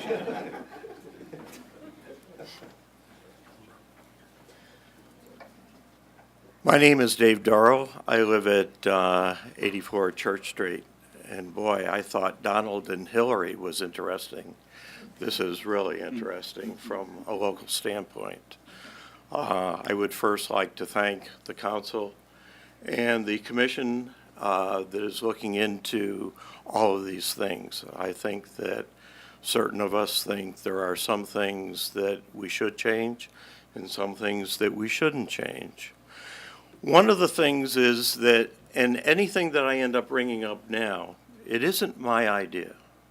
I mean, I happen to be an avid golfer, and I have to find fault with the other person that I have played golf all around the United States. I played in different countries. And for a municipal golf course, Timberland is right up there. So how anybody can say that it is deficient, I do not know what they are talking about. But anyway, in regards to the budget and going to referendum, I think the big problem that a lot of us have is that when we go to referendum, if the budget is approved, everything is wonderful. If it is not approved or it is close, then it goes back to the council for them to make a decision. But if it's really voted down, the thing that gets the average taxpayer is that in a big percentage of the time, it goes back to the council. And out of a $70 or $80 million budget, you cut $100,000 or $200,000. And I think the taxpayers end up looking at that as kind of a slap in the face. So in order to kind of rectify that, by having another referendum, and it is true, a referendum costs $5,000, $6,000, $7,000. But if it does go back to the council, and they end up cutting, let's say, only another $100,000, believe me, taxpayers, you're still $95,000 to the good. At least that's, when I was in banking, that was the way that it worked. Okay. As far as a bipartisan Board of Education, I don't think anybody that runs for the board, be it Democrat or Republican, is running for the board because they want to do harm to our education system. We all believe in education. I have 2 children that went to school here. They're both doing well. They don't ask me for any money, and I thank you very much for having a good system. But the thing about parties is that some parties have a tendency of wanting to spend money, and some parties have a tendency of wanting to end up spending less money. And there's no problem with that. I think that they can still end up getting together as a group just the way that it is now. So why we should be afraid of having Democrats and Republicans that we know what they are, I don't understand that. And I guess the last thing that I have to say is in regards to the recent articles in the paper in regards to constables, that I have to thank the constables for the history lesson. But somehow I end up wondering that a constable back in 1916 as compared to 2016, is it the same? If I did not pay my taxes, which I do, I would rather have our tax collector come and get me, who knows all the tax laws and that, who has had to go to school for several years, who has had to take a tax exam, and he knows that he cannot do anything that is against the statutes of this town, and especially the statutes of the state of Connecticut, because he is governed mostly by the statutes of the state of Connecticut. As compared to a constable, I'm just wondering how much they are up on tax collection. And if they go and they want to collect taxes, are they going to be as fair? And are they going to be following the government rules as much as our tax collector here in town? Thank you very much. Thank you. Ma'am, yes.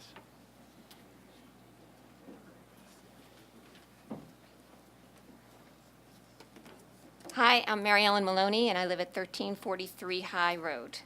And I did just want to disagree with the gentleman about the roads. There was an awful lot of construction this spring that delayed me picking up my children many days. I can think on Southington Road, on Hudson, and I thought, oh, good, when you see the roads being done, that means the economy is improving. I always, for some reason, make that connection. Regarding the charter, I was asked twice to sign the petition for charter revision. Both times I declined. I told the mayor and the other individual that I heard the revision would include changing the Board of Ed to a partisan board, and I was against that. Both times I was told, oh, it was not about the Board of Education, it was about budget referendums. And yet here we are, talking about the Board of Education. I don't like to be lied to. I have told my children since they were toddlers that the worst offense is to lie. Because once you lie, there's no trust. And I will, from that moment on, have to assume that anything they tell me could very well be a lie. So I guess I'm informed. That said, I don't believe education should be about politics, and I know that gentleman said, what would the harm be? The harm is when I vote for a Board of Education member, I base it on their qualifications, conversations I have with them in the grocery store or when they come to my door, and their philosophies, not their party affiliation. So if we had two people, one was highly qualified, like Julia Motti, she's a perfect example, and the other one didn't have any education experience, but was of a different party, and we had to even things out, why would we want to have someone who wasn't as qualified in that position? And, speaking of Julia Motti, I did vote for her this year. Because of our conversations and because of her education and background and experience, I thought she would contribute beautifully to the Board of Education. And I had no idea what her affiliation is, and I really didn't care. I just found out now that she's, unaffiliated, but I don't care what your affiliation is if you are going to take good care of our children. Education is too important. It's the most important job that we have to do as adults. Politics should not be involved. The Board of Ed deals with layers and layers of issues that unless you attend the Board of Education meetings, which I know Jan's the only person who does. Once a year I may show up. But I do attend parent advisory councils once a month at the Board of Education, where there's a group of 12 of us who sit with the superintendent and the principals. And the education that I get, listening to the layers and layers, I don't know how they do it. I am totally stressed. I told them one night, you need to serve alcohol at these meetings. Between the state requirements and so many children that we have that have special needs, and there's no money. And so the last thing the Board of Education needs to deal with is politics when you're dealing with children who can't leave their bedroom for years to go to school. I really encourage all of you to, come to a Board of Ed meeting. I should go more, Jan. Or these parent advisory councils are a huge education. So I do hope the council will, pay attention to what the majority has said here. There's just no room for politics in education.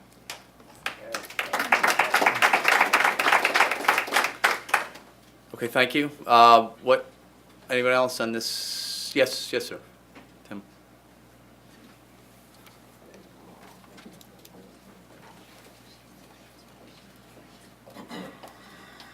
Thank you, Mr. Mayor. Tim Oakes, 31 Belcher Hollow Road, also Chairman of the Board of Ed. I'd like to start off by thanking our 12-year-old Little League All-Stars for winning last night so that we would have this night available. They didn't have a game because of that. So that's congratulations to them on the record and on the broadcast. I'm not going to beat the dead horse. We've gotten glue out of this time and time again. You guys know my position. The public, I think, knows my position on a nonpartisan Board of Ed. What I do want to call attention to, though, is the presentation that the commission made at the town council meeting a couple of weeks ago talked about bringing more choice and opportunity to the public so that the public's voice can be heard on what they want.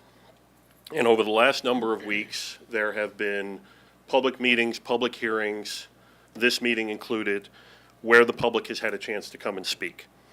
And I will be perfectly honest, I was very surprised when I came to the presentation at the town council to even see the partisan Board of Ed being presented after seeing the public hearing for the commission having proponents of a nonpartisan Board of Ed outweigh opponents or proponents of a partisan Board of Ed by a count of at least 6-1. To me, that's the public saying, we don't want a partisan Board of Ed, we want a nonpartisan Board of Ed. And if that's what we are looking to do, is give the public their chance to speak and say what they want, why are we still talking about this? How is this still a component of this revision? We were told at that presentation that a lot of our comments were dismissed. I guess that kind of puts us in our place and lets us know where we are. But again, tonight, listening to people talk, it's, again, the preponderance is on nonpartisan is the way to go. And if that's what the public is saying, it seems to me that that's what the public wants. Because I'm certainly not bullying anybody into being here as the chairman. You guys can do whatever you want as a member of the public. Here's my opinion. If you support it, I would appreciate you coming out. And that's been my take on things as we go. And that seems to be where the public has been coming to the commission, to you, and to others. So, thank you. All right, thank you. This side of the room still, any? Yes. Glenn.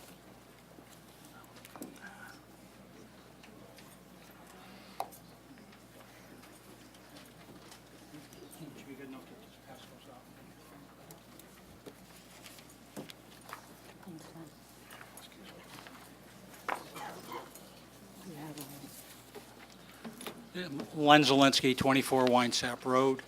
I got 2 points I want to address. One, I am in favor of a nonpartisan Board of Ed.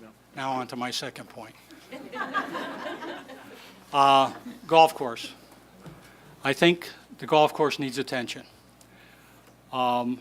We recently had 2 new members join the Park and Rec Commission. The appointments, as far as I know, were political. There were no, I don't know what kind of consideration was given to members of the golfing community that might have been interested in it. but we need that input. Now, I passed out some information. This is statistics that are currently coming out, and I've given them to you before. You've probably seen all of these before. The kind of statistical analysis that the commission is doing as far as the golf course is concerned. We're looking at the revenue, the number of plays. We base our plays on 9-hole rounds, which is dead nuts on. You don't hear anybody from the commission saying, we've got 40 to 45,000 rounds. What does that mean? It's a mix of 18 and 9-hole rounds. We know exactly year to year what we're getting in the way of the number of rounds. And what we need on the commission is a balance. We need input from the golfers, which we don't have right now. We've got a number of rather astute businessmen on the commission. And what they try to do, they look at these statistics and they try to come up with ways that we can fine-tune what we're doing to try to increase the play and increase the revenue and increase the enjoyment of the golfers. Not everything we do is going to be accepted by everyone. When we establish rates, we look at what we've done in the past, and we don't make any right turns, so to speak. We're trying to tweak. For example, this past year, what used to be the season pass, we cut it off at November 30th. We now call it a golf pass. The number of golfers didn't like that. But what we're trying to do is what's best for the community. The community is made up of golfers who are taxpayers and taxpayers who are not golfers. So it's trying to achieve that balance. I think the golf course, I think, is in good shape. There's no reason it can't be in better shape. I've gone to some other golf courses, and the impression you get when you drive up and different courses is different. We've got things that have to be worked on, all right? One of the issues that I have not heard discussed recently in our commission meetings, because we don't have those golfers present, is the people going on the golf course as soon as the pro shop closes. I checked the pro's contract. There's no, from what I can see, there's no, in the contract, closing time. We're going to have to address that, because that pro shop, or there should be somebody at the course to eliminate the freebies. That's costing us in revenue. We had tried at one time to come up with an evening pass. I'm not sure if that's really working, because we don't have the feedback to tell us whether it is or not. But basically, I think you've got in your proposal a separate golf commission. Would that be, I guess is a tough way to put it, is that, if you had that commission, would they be operating on an arm's length basis? This is what we're trying to do now on the Park and Rec Commission, so that one group isn't the major controller of what's going on. Some of the stats that you saw right there, you can see the number of what our season pass play looks like. You can see what, for example, in 2015, what the average number of plays for the season pass holders and what the average price that they're paying. They're getting their money's worth. But if you also look, you'll see that in 2015 versus the prior year, our daily play dropped by almost 8,000 nine-hole units. All right? That's the type of thing that we're trying to drive up, the daily play. We had a change in our reservation times this year to try to enhance that, not to dissuade nine-hole golfers from not being able to make a tee time, but trying to open it up for 18-hole golfers, 9-hole golfers. They can play, they can walk up, and they can play. There's not an issue there. What I might suggest as a possible alternative is that on the commission, since you just appointed 2 people in January with 3-year terms, is that we come up with something where you may have adjunct members who are representing the golf course. I don't have a number to throw out there, but when it comes to issues with the golf course, we could bring them in, and they are voting members on those particular issues. But it's a way to do it without creating another commission and another report to you folks. So you've got a degree of centralization. That's basically all I have. Thank you. Yeah, all right, thank you. Okay, still on this side, anybody else? Yes, sir. We'll come back over here.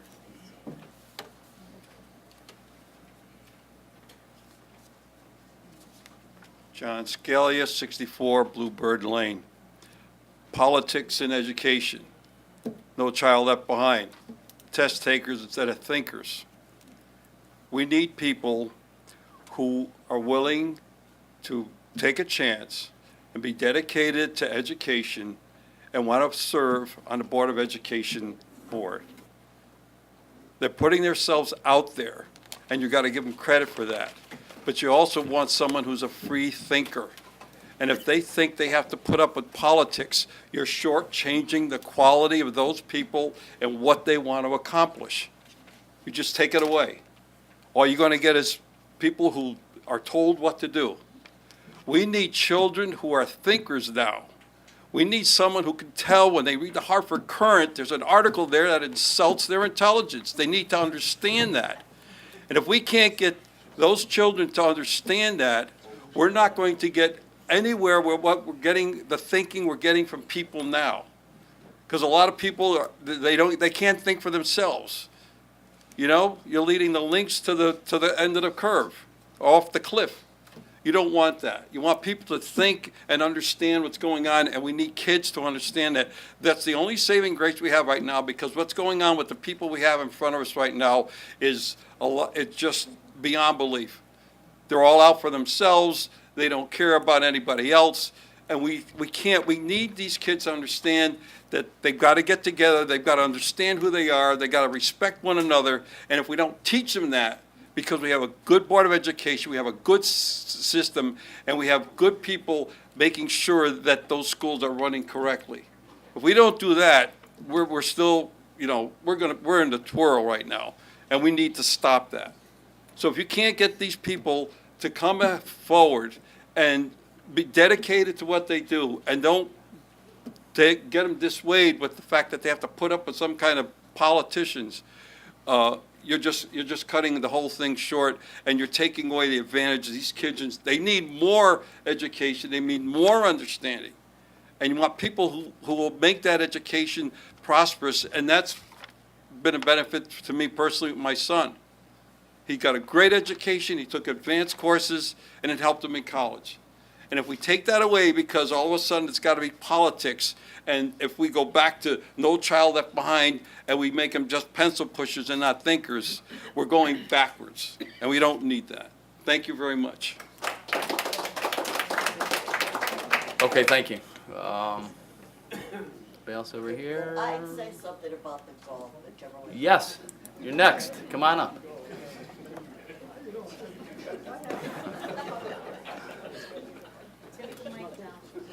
My name is Cynthia Pavato. I live at 57 Meeting House Road. I would like to address Mr. Zielinski. You got to understand that senior men and women were not allowed to make a time on Monday, Tuesday, and Thursday because one side was reserved for 18-holers only. Now, they increased our rate, but he doesn't understand he also lost about $360 for Monday and Tuesdays that we pay for carts. I want to know how many 18-holers they played from 7 to 9. Or why would people come from Winston to play at Timberland at 7:30 in the morning? I really feel that the senior men and women were totally discriminated against, and it better stop.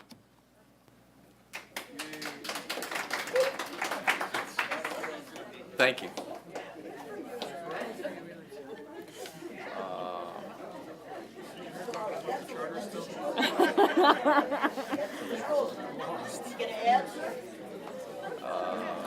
Okay, all right. Let me just go back to this side if there's anyone that, yes.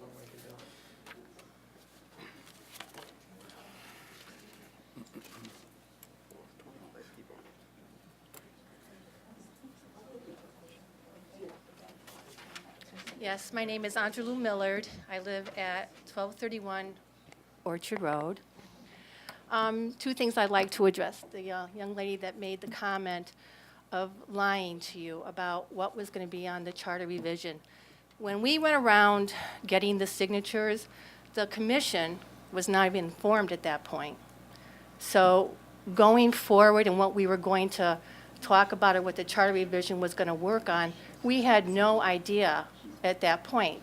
The budget referendum was something that was important to us. So if we went forward saying it was going to be to try to look at the budget referendum, that was the truth that they were telling you.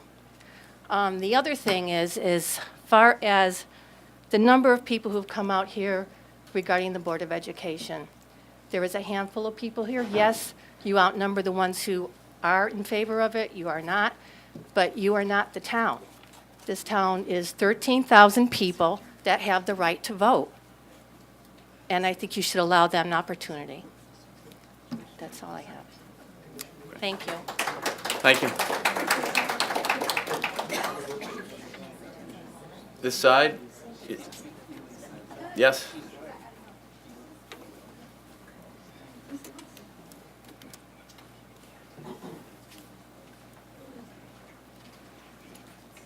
Hi, good evening.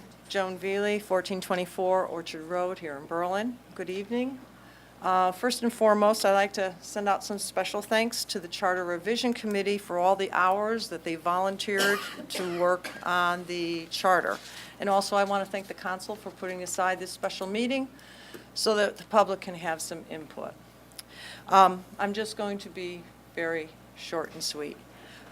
There were, as already noted, approximately, 12 or 15 people that came up and spoke specifically about one item of the charter revision, which is the Board of Ed. I understand their passion. But there were 1,600 people that signed a petition requesting that they have the right and the privilege to review any changes that the council-appointed Charter Revision Committee would put together. They wanted that choice. And to offer that choice on a bullet basis, I think is the way to go. I think that we should not presume that we in this room know what's best for the town. I think we need to really leave it up to the citizens of this town to set the direction that they want the town to move in. I think it's time for the council to respect the hard work of the Charter Revision Committee and to pass on the recommendations in their entirety onto the town citizens for all of those to decide. To censor the committee, to delete, make adjustments, changes would be supercilious and unacceptable. Thank you. Okay, thank you. Back to this side, yes. You can read it into the record, sure.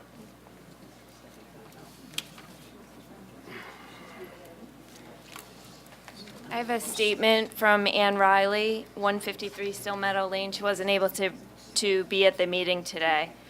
Her statement is, "Thank you to all the commission members for their collaborative efforts in drafting a proposed charter revision, which provides more transparency, creates more decision makers in the town process, and creates a system of checks and balances that, if used properly, allows a better government process. Thank you to Paul Argazzi for his role as chairperson and his legal expertise in drafting the revisions.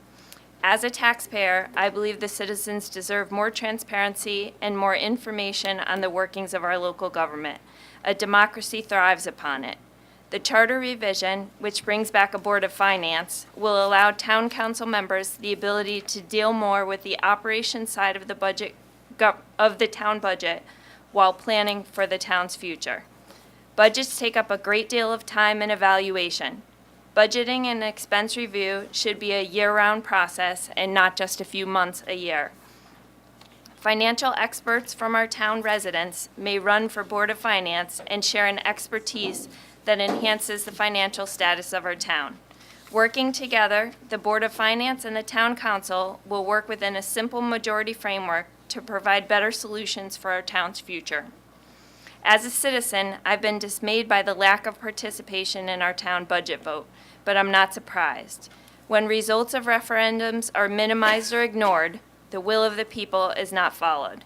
The commission made changes to alter how referendum results are handled in the past. One, by dividing the Board of Education budget and a town budget, taxpayers will be able to vote separately and share their thoughts as to where spending can be cut or increased.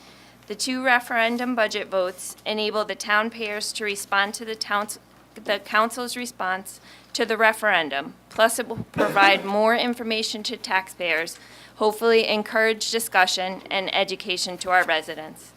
I agree with the proposals and the proposal to allow citizens the right to vote on projects over $5 million without a petition. This allows greater transparency. If this passes, I only hope Town Council or Board of Finance do not allow manipulation of projects by dividing projects into costs of less than $5 million in order to avoid citizen input. That would be a travesty, and if citizens are to pay for a project, they should be the ones to decide if the project should move forward. I support the division of planning and zoning. Many townspeople do not realize the town council often sees projects at the end and does not involve themselves in economic development or planning and zoning. Planning and zoning is a powerful committee, and by allowing term limits, new volunteers will bring new ideas and come to the table. By splitting the 2 commissions as it was done in the past, each commission can then focus on one area and work more diligently to increase business and individual growth and expansion and help our town's tax base. Lastly and critically, I cannot see success in these revisions unless the Board of Education becomes a board that is an elected body with nominees from both the Democrat and Republican parties. Independents are always welcome as well.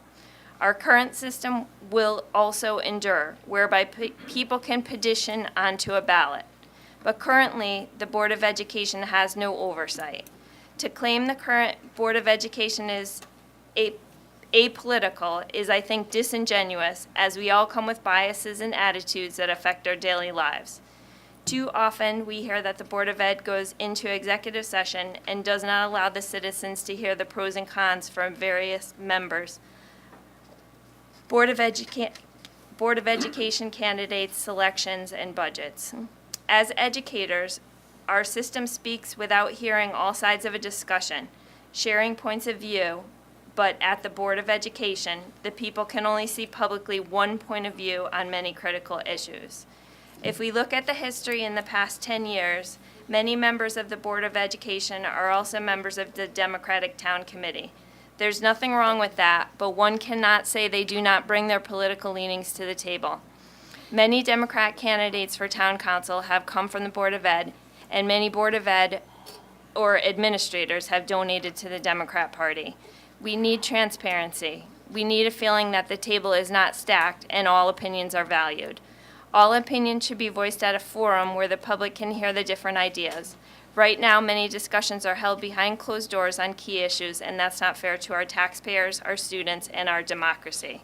Do we really believe that the Board of Education members are in sync with all budget votes 100% of the time? In addition, the Board of Education is accountable to the whole town, but many times their literature only goes to parents. Are we not all taxpayers paying for the education? I believe this charter change will allow more vocal and visible discussion on issues that affect our children. The Board of Ed talks about awards they've won, but what is most important is the children. Many towns with partisan boards of ed have better student results than ours. We are the only town that is nonpartisan, yet our Board of Ed feels that makes us the best. The best for whom? All of us present may not agree with the proposed changes, but I hope the council lets the Charter Revision Committee bring these recommendations forward for the citizens to vote on. Thank you, Ann Riley. All right, thank you. Okay. thank you. Yeah, you can, sure, yes, come on up.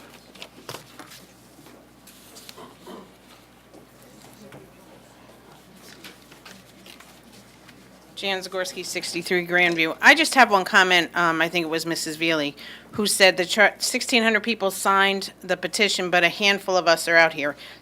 I didn't sign the petition because I try not to shop at Stop and Shop. No offense if you work there. But I'm here, and I've spent 5 hours of my life giving my opinion here. 1,600 people were allowed to come to this meeting. They have the choice. So if we're here because we're passionate, I don't have a problem with that, and I think we should be listened to. That's all I want to say.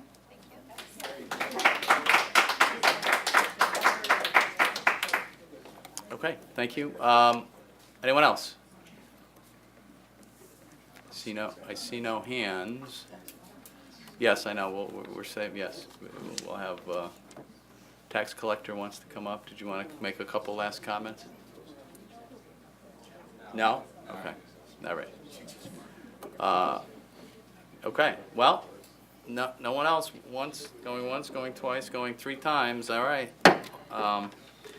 Thank you, everyone. We value everybody's opinion. We wanted this input. We want to hear this input.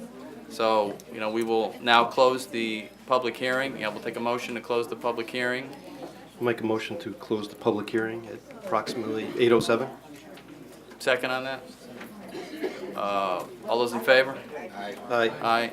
Any opposed? All right, motion carries. Thank you very much. We still have a ways to go in the process. Council has to deliberate. Perhaps things will get sent back to the Charter Review Commission, and then things may come back to us. So there's still a ways to go. Appreciate all the input. Thank you. I'm sorry?